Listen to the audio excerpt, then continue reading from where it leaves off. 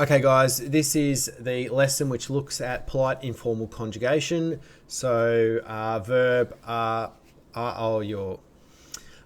It is a level 1 video as part of the Korean Grammar for TOPIK series of videos. All right, looking at the new words for this week, we start off with 가다, which is to go, 학교, which is school, 읽다, which is to read. Now notice guys, my memory tip for learning this one and how I learnt this one pretty easily is this patchim down here. The two consonants look like 27 when you look at them. So you read 27 books. Just remember that. I read 27 books and you'll get it pretty easily. Next one's 공부하다, which is to study. Then 수학, which is mathematics. 영화, which is movie, and lastly 보다, which is to watch. So how does this work? All right, so for polite informal statements and questions, and the question bit's pretty easy. For a written text, just add a question mark, and for speech, just add that rising intonation at the end of it. So yo. All right, so how it works and how we put this together is if a verb ends in hada, then that just becomes heyo. Pretty simple. So hada verbs become heyo when you conjugate them. And we'll see in the example exactly what you mean. And that's the first one, it's easy. For the rest of them, you look at the last vowel in the verb and not the da. The da drops off. The moment you conjugate in Korean, the dictionary form da instantly drops off. So you look at the last vowel. And if that vowel is one of these two, so a or o, then you add ayo. Now, the reason I put in here positive is if you're thinking back to maths and graphing, these two pointing bits were positive things. So that's positive X direction that way and up, which is positive as well. So if the final vowel is positive or one of these two, then you add ayo. For all of the other vowels, or the negative ones, as you can have a look, like this one's going backwards, this one's going down, this one doesn't have anything. All the other ones, you add oyo. So, I'm going to go through some very specific ways to do this. Just remember, ends in hara becomes heyo. Ends in a or o, it becomes ayo. If it ends in o, u, i, then and then you add oyo. All right, so let's have a look at how this works. So the first example, kada, to come. So we look at the last vowel in the verb, and it's an a. So this one's positive, so we add ayo to the end of it. So as I said, dictionary form bit we don't want. So the da for dictionary form drops off. So there you go.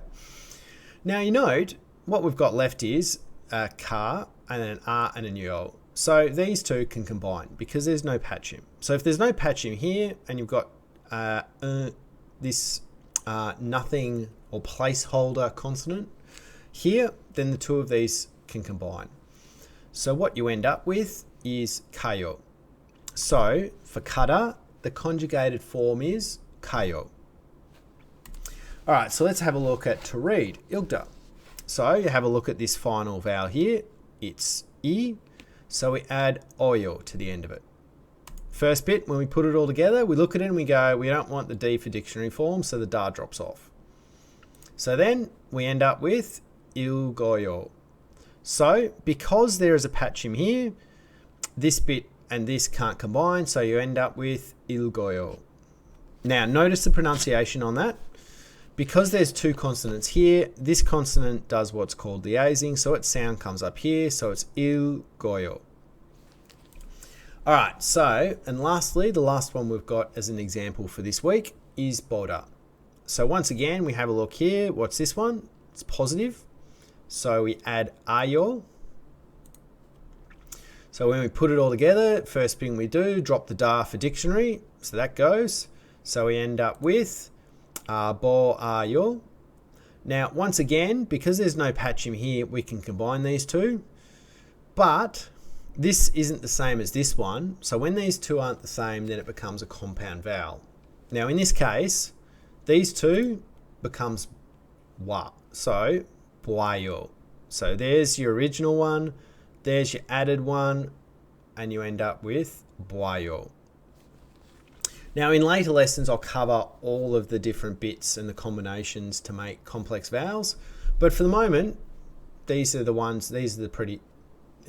common ones you'll come across straight off the bat. And there are some other conjugation bits, but we'll come across a lot of those later, especially the ones with the irregular verbs. But anyway, let's have a look at the example sentences. So, 학교에 가요. Once again, the conjugated form of 가다 is I'm going to school. So school is a direction particle, so a to in this case. 가요. 학교에 가요. Next one, 책을 읽어요. 읽어요 is a conjugated form of 읽다. 책을 읽어요. I'm reading a book. Next one, 수학을 공부해요. As 공부하다 is the initial verb and the dictionary form of that verb. We look at it, it's got a 하다, so it becomes 해요. 수학을 공부해요. I'm studying mathematics. And then lastly, to finish out, we have 영화를 봐요. 영화를 봐요. 봐요 being the conjugated form of 보다. In this case, I am watching a movie. All right. Guys, the similar grammar to these ones are the polite formal conjugations, which I'll cover in a later lesson, and the punmal conjugations. Note the punmal conjugations for statements is exactly the same as for the polite informal, just there's no yo. So punmal, you just add or, and for polite formal, you add 씁니다 or 읍니다, depending on whether there's a patchim at the end of the verb or not. Now guys, just as I finish up, if you've seen my introductory video, you would have heard me talk about the common nomenclature. And now is the part in the series where these bits will become important, and to make sure that you bed it down right now so that you get it right for the rest of the time. When it comes to conjugating when it comes to conjugating verbs, there are a lot of grammar patterns which will add an or an o to the end of something and then maybe something else at the end of it. And you'll see examples of this all the way through it. What this means up here, and just to make sure that we're all over it before we move on any further, this means that for an adjective or a verb, so a descriptive verb or an action verb, you add a or o, then yo, is what this puts together to mean. So if this, for example, in some of the later grammar only had a V, then you could only add this to an action verb, and it only had an A, then it only goes to an adjective or descriptive verb, as the case may be. All right, guys, as always, I hope you're having a great day. Good luck studying.